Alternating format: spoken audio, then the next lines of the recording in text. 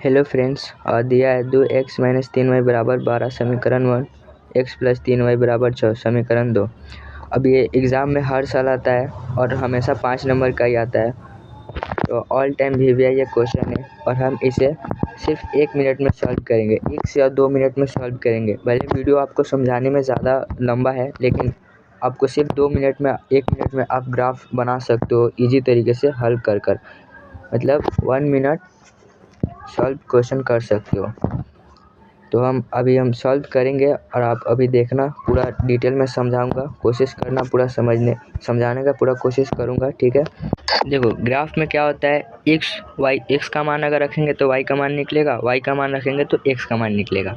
लेकिन हम ऐसा नहीं करेंगे, हम डायरेक्ट सॉल्व करेंगे, वो भी ट्रिक के साथ। देखना, अगर ट्रिक आपको अच्छा लगे तो कमेंट भी करना, और बहुत ही ईजी से तरीके से हम सॉल्व करके आपको दिखाएंगे, ठीक है।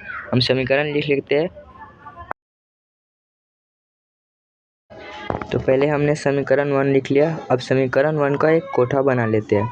अब आपको तो पता ही होगा कोठा ऐसे कैसे बनाते हैं हम, और हमेशा 2 ही बनाना, 2 से अधिक मत बनाना। 2 से अधिक बनाओगे या 2 बनाओगे बात सेम ही है, लेकिन वो ज़्यादा मत बनाना 2 से। अब देखो x का मान यहाँ पे हम 0 रख देंगे और फिर x का मान 0। अब ये मैंने कोई तुक्का नहीं मारा है, बताता हूँ कैसे रखते हैं। देखो, अगर हम y को अगर हम जैसे हटा देते हैं, ठीक है, तो 2x बराबर 12 है। अब 2x है तो वो जाके उधर भाग करेगा 2, अब कट जाएगा कितने मरतबे, 6 मरतबे। तो x का मान कितना निकला, 6, यहाँ पर हम लिख देंगे। फिर उसी तरह y को हम ढक देंगे और फिर -3y बराबर 12 है, तो माइनस का 3 उधर भाग करेगा तो कितने मरतबे कटेगा, 4 मरतबे, तो माइनस का 4, तो यहाँ पे माइनस का 4 हो जाएगा। सेम इसी प्रकार से हम दूसरे समीकरण को हल करेंगे, ठीक है। और एग्ज़ाम में सिर्फ इतना ही अगर हम प्रोसेस करते हैं, सिर्फ खंड बनाते हैं ना, तो हमारा पूरा नंबर मिलता है। बस हमें ग्राफ पे पूरा सही अच्छे से हमें ग्राफ करना रहता है, ठीक है। तो इसका भी हम अभी इसी तरह हल करेंगे। देखो, अब एक्स वाई का कोठा हम समीकरण 2 का बना लेते हैं। सेम इसी प्रकार से उसी प्रकार से इसमें भी दोनों तरफ 0 रख देंगे। 0 रखने का रीज़न मैं बताऊंगा कैसे हम 0 रखते हैं, ठीक है। अब देखो, y को ढकेंगे तो x का मान कितना, 6 आया, और फिर इसी प्रकार x को ढकेंगे तो 3y बराबर 6 है, तो ये कितने मरतबे कटेगा, 2 मरतबे, तो y का मान 2।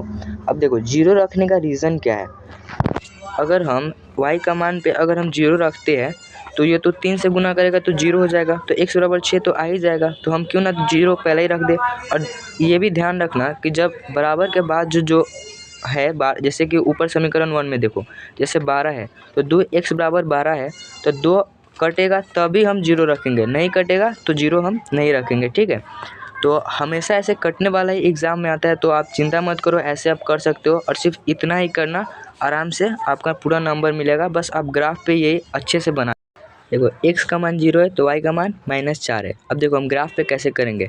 अब x का मान 0 है तो सभी का मान 0 यहीं पे रहता है, ठीक है। तो यहाँ पे हम 0 हो जाएगा, और x का मान -4 नीचे में है, तो यहाँ पर एक बिंदु हो जाएगा। पहले हम x का मान रखेंगे, फिर y का मान 0, -4, ठीक है।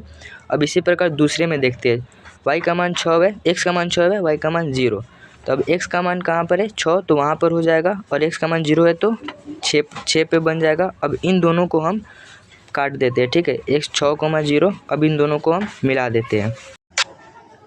अब इन दोनों को मिला दिया। अब इसका समीकरण भी लिख लेते हैं, कितना है, 2x माइनस 3y बराबर 12, 2x माइनस 3y बराबर 12,